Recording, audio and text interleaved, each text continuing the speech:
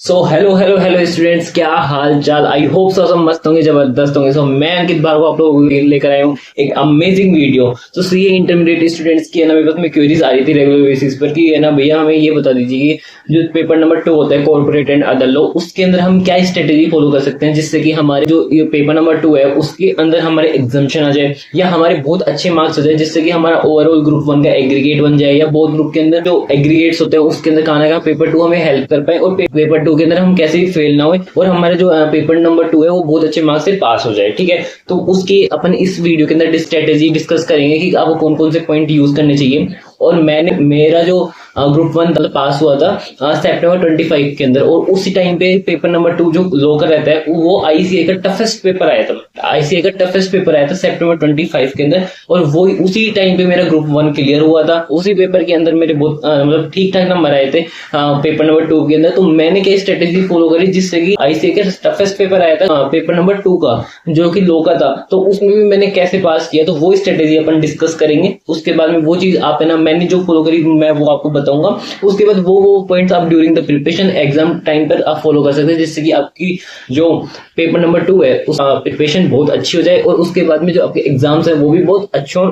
तो सबसे पहली बात तो आज तक का जो आईसीए का सबसे टफेस्ट पेपर है पेपर नंबर 2 को लेकर वो बना था सितंबर 25 के अंदर, और वही अटेम्प्ट मैंने दिया था। उसके अंदर ये सीन था कि जैसे मुझे पेपर मिला था ना, आधे घंटे तक, लिटरली आधे घंटे तक मैं ब्लैंक था। मुझे कुछ नहीं पता था कि मैं कहाँ से क्वेश्चन स्टार्ट करूँ। कोई भी एक ऐसा क्वेश्चन नहीं दिख रहा था जो मुझे 100% आता हो। एक क्वेश्चन नहीं, एक क्वेश्चन का एक पार्ट नहीं दिख रहा था जो मुझे अच्छे से आता हो। पूरे पेपर के अंदर सिर्फ एक क्वेश्चन का एक पार्ट था जो कि है ना ई वोटिंग से रिलेटेड था, मुझे सिर्फ वही आता था। उसके अलावा कोई एक सिंगल क्वेश्चन ही नहीं था, सिंगल क्वेश्चन का सिंगल पार्ट नहीं था जो कि मुझे ऐसे अच्छे से आता हो कि 100% आता हो। तो मैं आधे घंटे तक तो पेपर को रीडिंग ही कर रहा था कि मैं कहाँ से स्टार्ट करूं। वो पेपर इतना बड़ा था, इवन मैंने बहुत सारे एजुकेटर्स ये बोल रहे थे कि वो पेपर नहीं था, वो एक न्यूज़पेपर था, और लिटरली वो न्यूज़पेपर था। वो इतना बड़ा पेपर था जिसकी कोई हद नहीं है। और उसके जो एमसीक्यूज थे इस तरीके के एमसीक्यूज थे, केस स्टडी और कुछ बोल रही है। ठीक है, और आप जब केस स्टडी पढ़ोगे ना तो आप पहले का भूल जाओगे। इतनी बड़ी बड़ी जो केस स्टडी थी, क्वेश्चंस आप रिलेट नहीं कर पाओगे कि कौन सी केस स्टडी के अंदर कहाँ से वो मेरे को पॉइंट है ना फाइंड आउट करना है। जो सितंबर 25 का जो पेपर था ना, वो पेपर है ना टफ नहीं था, हार्ड नहीं था। वो पेपर एक्सेप्शनल पेपर था आईसीए की हिस्ट्री के अंदर, जो कि पूरा का पूरा चैट जीपीटी के थ्रू पूरा का पूरा एआई फ्रेम्ड क्वेश्चंस आए थे, जिसके अंदर बच्चों की ना बहुत गंदी तरीके से धज्जियां उड़ चुकी थी। बट फिर भी ना उस पेपर को मैंने कैसे डील करा वो मैं बताता हूँ। देखो, जब आपके पास में इस तरीके का पेपर आता है ना, तो आपको पता है कि ये paper out of the box है। ठीक है, आपको ये भी पता है कि इस पेपर के अंदर आपका ये हाल नहीं, सभी का ऐसा हाल होने वाला है, क्योंकि प्रिपरेशन तो आपने भी करी, सबने करी है, तो सबके लिए वो पेपर सेम लेवल का रहने वाला है। तो आपको है ना कहाँ से एक बार ना एक अच्छे से माइंडसेट बना के उस पेपर को स्टार्ट करना होता है। लाइक मैंने बताया वो उस पूरे पेपर में कोई एक क्वेश्चन का एक पार्ट आता था ई वोटिंग का, तो मैंने वहां से स्टार्ट किया। उसके बाद में जो जो क्वेश्चन मेरे को थोड़े थोड़े आते थे या उनसे रिलेटेड जो प्रोविजन पता था,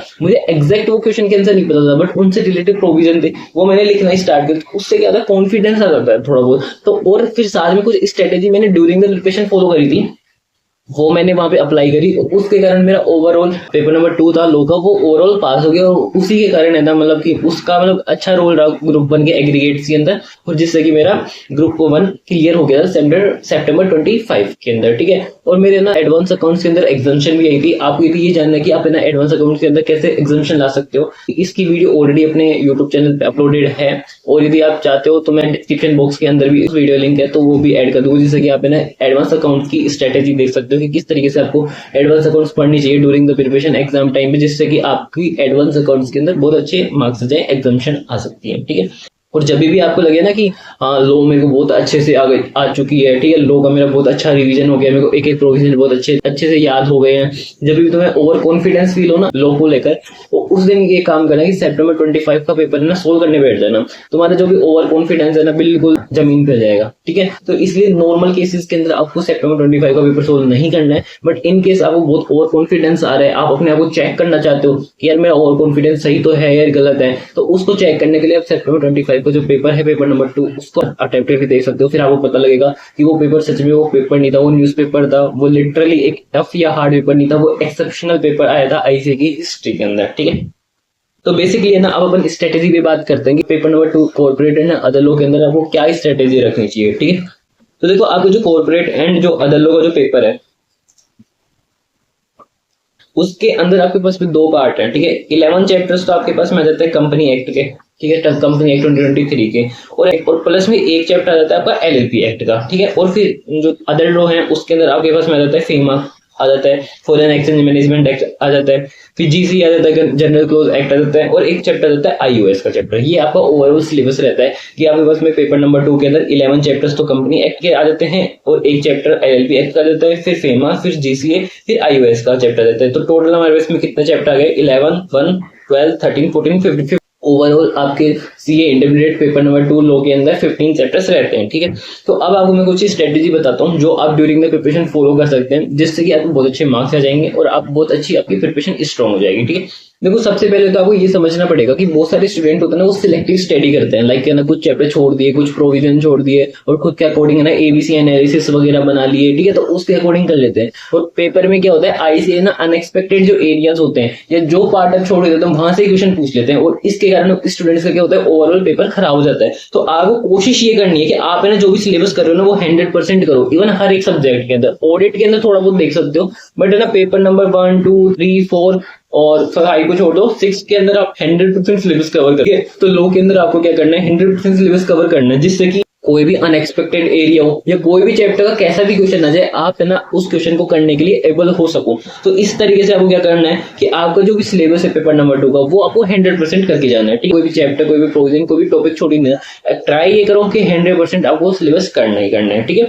सेकंड पॉइंट क्या करना है कि बहुत सारे जो स्टूडेंट होते हैं ना, उनको लॉ के अंदर 2 चैप्टर बड़े परेशान करते हैं। आपको भी पता होगा, जीसीए हो गया और एक आईओएस चैप्टर हो गया, ठीक है, जनरल क्लोज एक्ट और इंटरप्रिटेशन ऑफ स्टैट्यूट। मुझे भी ये चैप्टर से ना बड़े परेशान करते थे। ये चैप्टर की थोड़ी सी लैंग्वेज भी टफ है, ठीक है, लर्न करने के अंदर भी हमें क्या होता है कि बहुत प्रॉब्लम आती है। तो इन दोनों चैप्टर को आप है ना, बहुत सारे स्टूडेंट क्या करते हैं, ये थोड़े से टफ लगते हैं, ये छोड़ के चल जाते हैं, जो कि ये बहुत गंदा डिसीजन होता है। अराउंड ये दोनों चैप्टर मिलके है ना अराउंड 15 से 20 मार्क्स के यहाँ से क्वेश्चन आ जाते हैं बहुत बार, ठीक है। तो मतलब ये मान लीजिए मिनिमम 10 नंबर के तो क्वेश्चन आएंगे, और यदि मैक्सिमम लेके जाओगे तो 20 मार्क्स के क्वेश्चन भी आ सकते हैं। तो ये एक ना अच्छा वेटेज कवर करते हैं। तो इन चैप्टर को छोड़कर जाना एग्जाम के अंदर ये कोई भी सही डिसीजन नहीं है। जो इनकी जो प्रिपरेशन है उसको करने का थोड़ा सा अपन डिसीजन चेंज कर सकते हैं, अप्रोच चेंज कर सकते हैं, जिससे कि अपन ये चैप्टर भी कवर कर ले। देखो, बाकी सारे चैप्टर्स आप कैसे पढ़ते हो कि लाइक टीचर ने हमें पढ़ाया, फिर हम कंसेप्ट रिवाइज करते हैं, कंसेप्ट याद करते हैं, फिर उनके बाद में क्वेश्चन सोल्व कर लेते हैं क्वेश्चन। बट यहाँ पर आप ये कर सकते हो, एक बार टीचर ही पढ़ाने के बाद में ना आप कंसेप्ट पर ज्यादा फोकस ना करके क्वेश्चन आंसर बेस्ड अप्रोच है ना फॉलो कर सकते हो। यहाँ पर आप डायरेक्ट क्वेश्चन बैंक खोलो, क्वेश्चन बैंक के बाद क्वेश्चन पढ़ो, क्वेश्चन को समझो, उसके बाद में आप डायरेक्ट ना आंसर याद कर सकते हो, आंसर लर्न कर सकते हो। तो यहाँ पर आप क्या कर सकते हो, इन दोनों पर्टिकुलर चैप्टर्स के अंदर ना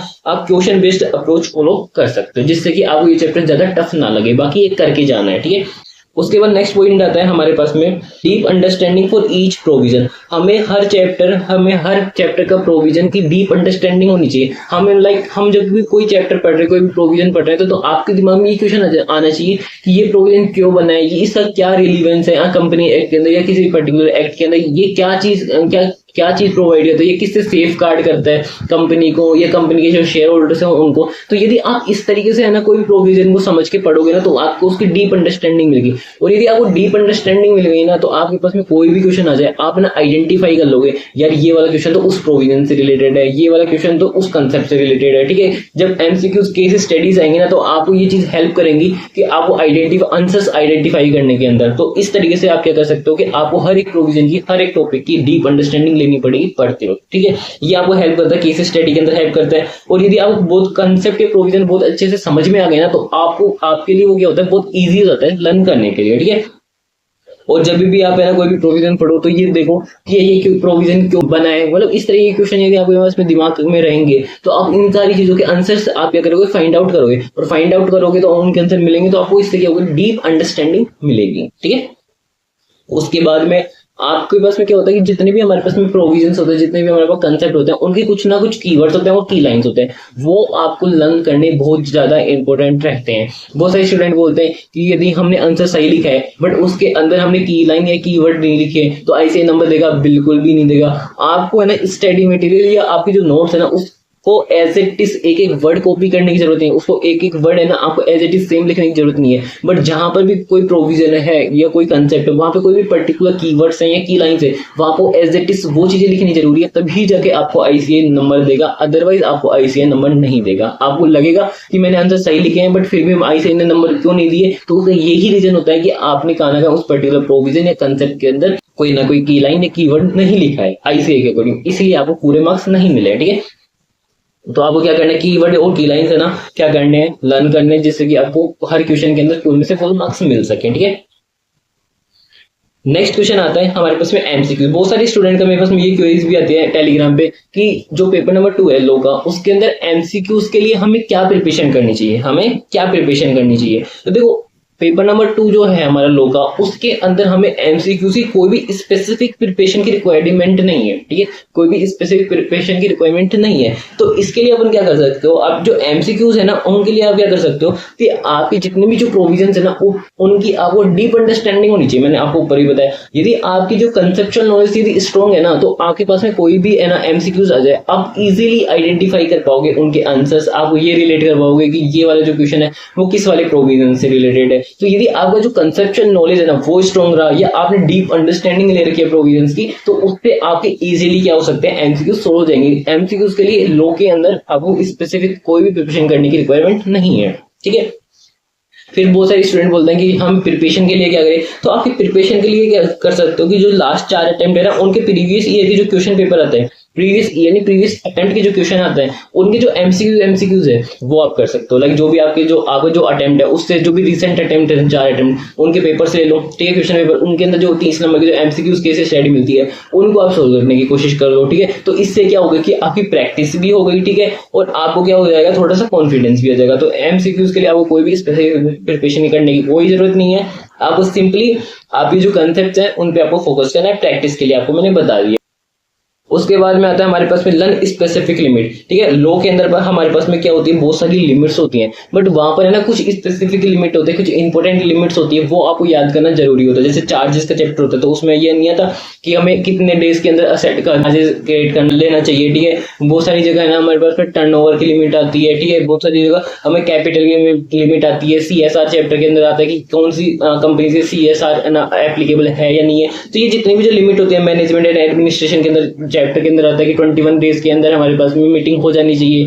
तो ये जितनी भी जो इंपॉर्टेंट लिमिट्स होती है ना वो आपको याद करनी जरूरी होती है। आप तुम बोलोगे याद करनी क्यों जरूरी होती है, जब एग्जाम के अंदर आप आंसर्स के अंदर ये लिमिट्स लिखोगे ना 7 डेज या इतने 10 करोड़ लिमिट 50 करोड़ लिमिट, तो ये जो लिमिट्स होती है ना, इससे क्या होता है, आपका आंसर का जो प्रेजेंटेशन होता है ना वो अट्रैक्टिव लगता है जो इवैल्यूएटर्स होते हैं। और इससे क्या लगता है कि इवैल्यूएटर्स को कि स्टूडेंट को अच्छा नॉलेज है कंसेप्ट के रिगार्डिंग, प्रोविजन के रिगार्डिंग, तो इसलिए वो क्या करता है कि वो ट्राई करता है कि आपको फुल में से फुल मार्क्स मिल सके। अदरवाइज क्या होता है, इवैल्यूएटर्स होते हैं वहां पे हाफ मार्क्स 1 मार्क्स कट कर लेते हैं। तो इसलिए यदि आपको फुल में से फुल मार्क्स चाहिए तो ये ट्राई करो कि आपके पास में जो भी लिमिट्स हैं, इंपॉर्टेंट लिमिट्स हैं, वो आप याद कर सको। और एक आपको लिमिट का चार्ट चाहिए होना कि कितने जो भी इंपॉर्टेंट लिमिट्स कौन सी लिमिट्स हैं इंपॉर्टेंट है लो के अंदर पेपर नंबर 2 के अंदर, और वो आपको चाहिए हो तो आप मेरे को ना टेलीग्राम पे एक बार मैसेज कर देना, मैं आपको शेयर कर दूंगा। टेलीग्राम अपने जो सीए स्टूडेंट का जो टेलीग्राम का ग्रुप का जो लिंक है वो आपको इसी वीडियो के डिस्क्रिप्शन बॉक्स में भी मिल जाएगा। ठीक है, और बहुत सारे स्टूडेंट का ये कमेंट आता है कि हमें ना कितनी बार रिवीजन की रिक्वायरमेंट होनी चाहिए, मतलब कितनी बार हम रिवीजन करें पेपर नंबर 2 के लिए, पेपर नंबर 2 के लिए हम कितनी बार रिवीजन करें।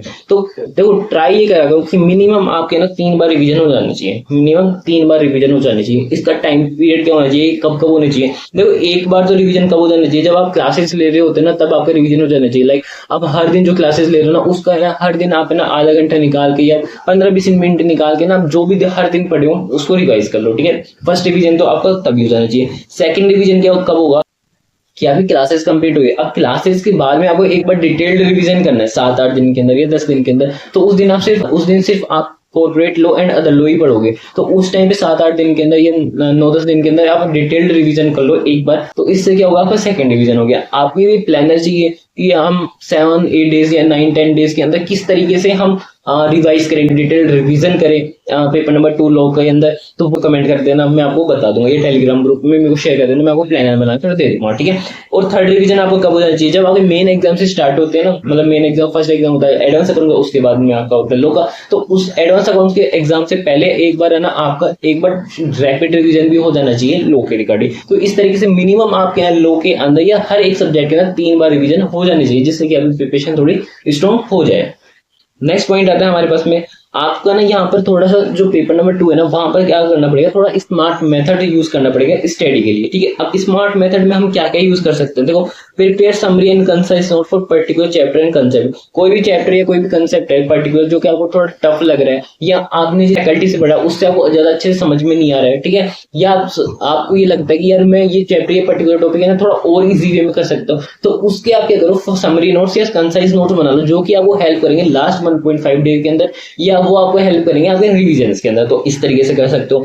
Don't stuck with lots of faculty content. हम क्या करते हैं कि जैसे मान लो कि लॉ है, लॉ के अंदर हमें लगता है कि 5 फैकल्टी फेमस फैकल्टीज है, तो बट हम क्लास तो एक फैकल्टी से लेते हैं, तो हम क्या करते हैं, क्लास एक फैकल्टी से ले लिए, यूट्यूब के रिवीजन लेक्चर दूसरी फैकल्टी से ले रहे हैं, नोट्स हम तीसरी फैकल्टी से ले रहे हैं, ठीक है। हमारे दोस्त ने बताया यार उस फैकल्टी का क्वेश्चन बैंक अच्छा है, तो उस फैकल्टी का वो देख रहे हैं, ठीक है। तो ऐसे करके हम क्या करते हैं, स्टक हो जाते हैं, हम क्या करते हैं, कंफ्यूज हो जाते हैं। तो ये वाली प्रॉब्लम में मत फंसना। एक फैकल्टी या मैक्सिमम 2 फैकल्टी पर आप ना रिलाई कर सकते हो, और उन्हीं का कंटेंट ना आप सोली आपकी प्रिपरेशन में यूज कर सकते हो। ज्यादा फैकल्टी के चक्कर में आप फंसोगे तो आप खुद कंफ्यूज हो जाओगे और आप कुछ भी नहीं कर पाओगे, ठीक है। Mark important question chapter wise during the first revision. जब भी आप फर्स्ट रिवीजन करोगे ड्यूरिंग द क्लासेस, तभी आपको जो भी इंपोर्टेंट क्वेश्चन लगे चैप्टर वाइज, वो आप इंपोर्टेंट मार्क करें ना, वो आपको हेल्प करेंगे आपके रिवीजन के अंदर, वो आपको हेल्प करेंगे आपके 1.5 डेज के अंदर। नेक्स्ट पॉइंट आता है हमारे पास में, प्रिपेयर चैप्टर वाइज स्ट्रेटेजी। देखो, ये इंपोर्टेंट पॉइंट है। आप हर एक चैप्टर को पढ़ने का ना एक अलग अलग तरीका है। हर चैप्टर को अपने लॉ के अंदर एक तरीके से नहीं पढ़ सकते, ठीक है। जैसे कि मैंने बताया कि जीसीए और आईओएस वाला जो चैप्टर है उसको अपने को क्वेश्चन बेस्ड अप्रोच से चलना पड़ेगा। तो आप क्या करोगे, आपको एक पेज लो, एक पेज में सारे चैप्टर्स के नाम लिखो और उनके आगे उनकी स्ट्रेटेजी लिख लो कि इस चैप्टर को मेरे को पहले कंसेप्ट रिवाइज करना है, इस वाले चैप्टर में मेरे को पहले क्वेश्चन आंसर देखना है, बाद में कंसेप्ट देखना है, या इस वाले चैप्टर है उसमें मेरे को एक चार्ट मैंने बनाया या टीचर ने बनाया वो रेफर करना है। तो इस तरीके से आप क्या करो, चैप्टर वाइज स्ट्रेटेजी बना लो, जिससे क्या होगा कि आप हर बार जब भी वो चैप्टर पढ़ोगे तो आपके पास में एक परफेक्ट स्ट्रेटेजी बनी हुई होगी कि मुझे किस तरीके से रिवीजन करना है, ठीक है। नेक्स्ट पॉइंट आता है, prepare your last 1.5 day strategy during the second division. जब भी आपका सेकंड डिवीजन चलेगा, सेकंड डिवीजन बोले तो कब चलेगा आपका, आफ्टर योर क्लासेस, जब आप एक बार डिटेल्ड रिवीजन करोगे 7-8 दिन या 9-10 दिन का, ठीक है, पेपर नंबर 2 को लेकर, तभी आप क्या करो, तब आपके दिमाग में क्या उस सब्जेक्ट को लेकर बहुत अच्छी अंडरस्टैंडिंग आ जाती है। तो उस टाइम पे जब आपको पास में अंडरस्टैंडिंग आ गई, तभी आप क्या करोगे, आपको जो 1.5 डेज है, लास्ट के 1.5 डे मिलते हैं आपको प्रिपरेशन के लिए एडवांस अकाउंट के बाद में, तब की स्ट्रेटेजी आप लास्ट टाइम डिसाइड ना करके आप पहले ही डिसाइड कर लो कि हमें किस तरीके से आगे प्लान रखना है। तो इससे क्या होता है कि आप प्री प्लानिंग हो जाती है आपकी, तो ज्यादा बेस्ट रहता है, आपके पास में चीजें क्लियर रहती है कि मुझे लास्ट टाइम पे क्या करना है, ठीक है। तो इस तरीके से आप है ना स्मार्ट स्टडी कर सकते हो, या स्मार्ट ये पॉइंट्स है ये फॉलो कर सकते हो आपकी प्रिपरेशन के लिए। और नेक्स्ट पॉइंट आता है राइटिंग प्रैक्टिस। देखो, लॉ के अंदर हमें लगता है कि हम चीजें जो लिख रहे हैं वो सही लिख रहे हैं, बट हम आईसीए की लैंग्वेज मैच कर रहे हैं, नहीं कर पा रहे। हम आईसीए जो क्वेश्चन पूछ रहे हैं, हम एग्जैक्टली वही आंसर तो लिख रहे हैं ना, हम कोई रिलेटेड प्रोविजन तो नहीं लिख रहे, हम हमारे आंसर के अंदर कीवर्ड की लाइन हम ऐड कर रहे हैं या नहीं कर रहे। तो वो सारी चीजें हम समझने के लिए, वो सारी चीजें हमें चेक करने के लिए हमें राइटिंग प्रैक्टिस करनी पड़ेगी। लॉ के अंदर राइटिंग प्रैक्टिस बहुत जरूरी है, तो राइटिंग प्रैक्टिस आपको करनी पड़ेगी। कैसे कर सकते हो, इसका तो सिंपल ये कर सकते हो, जैसे भी कोई भी चैप्टर आपने पढ़ा वो कंप्लीट हुआ, तो 2 क्वेश्चन जो भी आपको इंपोर्टेंट लगे डायरेक्ट क्वेश्चन, और 2 क्वेश्चन केस स्टडी करो, तो 4 क्वेश्चन हो गए। एक चैप्टर से 4 क्वेश्चन आप लिख कर देख लो, और उसको जो भी सजेस्टेड आंसर है उनसे मैच करके देख लो। जहां पे भी अच्छे पॉइंट लगे तो मतलब खुद को कॉन्फिडेंस फील कराओ कि हाँ यार मैं अच्छा लिखा है, और जहां पे भी आपको लग रहा है कि यार यहाँ गलती कर दी, तो वहां पे आप इंप्रूव करो। तो इस तरीके से आप एक चैप्टर के 4 क्वेश्चन लिख लो, तो अराउंड आप बहुत सारे क्वेश्चन लिख लोगे, और बहुत सारे क्वेश्चन लिखने के बाद में आपको कॉन्फिडेंस आ जाएगा, और आपकी जो राइटिंग प्रैक्टिस है ना वो भी आपकी स्ट्रॉन्ग हो जाएगी। तो आपको क्या करना है, लॉ के अंदर राइटिंग प्रैक्टिस तो आपको मस्ट है, तो राइटिंग प्रैक्टिस भी आपको करनी पड़ेगी, ठीक है। लास्ट पॉइंट आता है हमारे पास सबसे इंपॉर्टेंट, मेजर स्टूडेंट्स यहाँ ही गलती करते हैं। मेजर स्टूडेंट जो भी मैंने ऊपर पॉइंट बताया ना वो फॉलो कर लेते हैं, उससे ज्यादा स्ट्रेटेजी फॉलो कर लेते हैं, कम कर लेते हैं, कोई दिक्कत वाली बात, सारे स्टूडेंट अच्छी प्रिपरेशन कर लेते हैं। बट ये पॉइंट है ना, यहाँ पर आगे सारे स्टूडेंट्स लापरवाही कर जाते हैं, और यही पॉइंट है जो कि सबसे ज्यादा इंपॉर्टेंट रोल प्ले करता है आपके अच्छे मार्क्स लाने में और आपको पास कराने में, जो कि क्या है, full syllabus mock test. Students है ना टेस्ट देने से इतना डरते हैं जैसे कोई हद नहीं है, बट मैं एक बात बताता हूँ आपको, आप कैसे भी हिम्मत करके यदि अभी टेस्ट ले लोगे, आपकी हर रिवीजन के बाद में एक मेन एग्जाम से पहले यदि आप है ना टेस्ट दे लेते हो, तो देखना आपकी जो मेन एग्जाम है उसमें आपके हाथ चलेंगे, आपका ना कॉन्फिडेंस आपका कम नहीं रहेगा। बहुत बार मुझे स्टूडेंट ये बोलते हैं कि हमने सारे कुछ पढ़ा था बट एग्जाम में क्वेश्चन आते हुए रह गए, हमारे हाथ नहीं चल रहे थे, हमारे दिमाग में हमारे आंसर आ रहे थे बट हम लिखें कैसे वो नहीं हो पा रहा। क्यों हो रहा था? क्योंकि उन्होंने राइटिंग प्रैक्टिस नहीं करी थी। और खुद को इवेल्युएट करने का ना एक सबसे अच्छा मेथड होता है कि आप मॉक टेस्ट दो। कौन से टेस्ट देना है? फुल सिलेबस मॉक टेस्ट देना, चैप्टर वाइज देने की जरूरत नहीं, उसमें टाइम वेस्ट होता है। तो ट्राई ये करो कि हर एक रिवीजन के बाद में आप एक फुल सिलेबस मॉक टेस्ट दे लो। अब मॉक टेस्ट देने से क्या फायदा मिलता है आपको? एक तो राइटिंग प्रैक्टिस हो जाती है, मैंने बताया ना ऊपर वाले पॉइंट में कि राइटिंग प्रैक्टिस बहुत अच्छे से करनी जरूरी होती है, तो राइटिंग प्रैक्टिस हो जाएगी मॉक टेस्ट देने से। साथ में आपको टाइम मैनेजमेंट आ जाएगा। बहुत सारे स्टूडेंट नहीं बोलते हैं कि पेपर तो सिंपल आया था बट पेपर लेंथी आया था, पेपर लेंथी आया था तो इसका कोई सोल्यूशन तो है नहीं, ऐसे वो 3 घंटे या 4 घंटे तो देगी नहीं। तो इसीलिए क्या कर सकते हो आप, जब मॉक टेस्ट दोगे तो आपको पता लग जाएगा कि इतने टाइम के अंदर मुझे इतना पूरा पेपर कवर करना है, तो आपके हैंड राइटिंग स्पीड तेज हो जाएगी, आपकी बहुत सारी प्रैक्टिस हो जाएगी, तो उससे क्या होगा आपको टाइम मैनेजमेंट आ जाएगा। तो ये सारी चीजें आप फॉलो कर सकते हो, ठीक है। और फुल मॉक टेस्ट देने से क्या एक आपको कॉन्फिडेंस भी आता है, ठीक है। और एक चीज और होती है, बहुत बार स्टूडेंट ये बोलते हैं कि हम टेस्ट इसलिए नहीं देते कि हमारे कम मार्क्स आ गए, तो हम क्या हमारा कॉन्फिडेंस खराब हो जाएगा, और कॉन्फिडेंस खराब हो गया तो हमारा मेन एग्जाम के अंदर कॉन्फिडेंस खराब रहा तो हमारी मतलब उस पर इफेक्ट आएगा। मैं एक बात बताता हूँ, मॉक टेस्ट में फेल होना ज्यादा सही है as compare to main exams में फेल होना। जितने ज्यादा आप टेस्ट लिख के जा रहे हो ना, उतनी ज्यादा प्रैक्टिस हो रही है, राइटिंग प्रैक्टिस हो रही है, और उसका बेनिफिट आपको मेन एग्जाम्स में मिलता ही मिलता है। ये चीज आप आपके सीनियर से भी पूछ सकते हो। यदि अदरवाइज आपने यदि पहले यदि अटेम्प्ट में कोई एग्जाम वगैरह दी है तो आपने ये चीज वहां पे भी फील करी होगी, तो इसलिए आपको मॉक टेस्ट देना ही देना चाहिए। मैं एक बार और आपको मैं ना रैपिड वे में बता देता हूँ कि आपको paper number 2 corporate and other law के अंदर जो आपका सी इंटरमीडिएट में रहता है, तो उसमें आप क्या स्ट्रेटेजी फॉलो कर सकते हो जिससे कि आपकी एग्जामिनेशन आ जाए, बहुत अच्छे मार्क्स आ जाए, जिससे कि आपका ओवरऑल रिजल्ट बहुत अच्छा रहे। तो कौन कौन से वो पॉइंट रहते हैं वो मैं आपको बताता हूँ। तो सबसे पहले तो आपको क्या करना है, 100% सिलेबस कवर करना है। उसके बाद में आपको जीसीए जो आईओएस वाला जो चैप्टर है उसके अंदर आपको क्वेश्चन बेस्ड अप्रोच फॉलो करनी है, ठीक है। हर एक प्रोविजन की हमें डीप अंडरस्टैंडिंग लेने, कीवर्ड की लाइन अच्छे से याद करने हैं, ठीक है। एमसीक्यूज के लिए कोई भी स्पेसिफिक प्रिपरेशन की रिक्वायरमेंट नहीं है, जस्ट आपको कंसेप्चुअल जो नॉलेज है उस पर फोकस करना है। और प्रैक्टिस के लिए आप है ना लास्ट 4 अटेम्प्ट के जो प्रीवियस अटेम्प्ट के जो भी क्वेश्चन पेपर है उसमें से जो भी एमसीक्यू आए हुए हैं वो आप सोल्व कर सकते हो, ठीक है। स्पेसिफिक लिमिट्स आपको याद करनी है। उसका चार्ट यदि आपके पास नहीं है टेलीग्राम पे मैसेज कर देना, मैं बता दूंगा, ठीक है। आपको कितनी बार रिवीजन करने हैं? आपको मिनिमम 3 बार रिवीजन करने हैं, ठीक है। स्मार्ट मेथड आपको फॉलो करना है स्टडी के लिए, ठीक है। राइटिंग प्रैक्टिस आपकी मस्ट है, फुल सिलेबस मॉक टेस्ट देना है, ठीक है। ये सारी चीजें आप फॉलो करते हो तो मुझे नहीं लगता कि आपकी जो लॉ की जो प्रिपरेशन है उसके अंदर कहाँ पर भी कमी रहती है, क्योंकि इतने सारे जो पॉइंट्स है वो मोर देन इनफ है आपकी प्रिपरेशन के लिए, मोर देन इनफ है आपको एग्जामिनेशन लाने के लिए।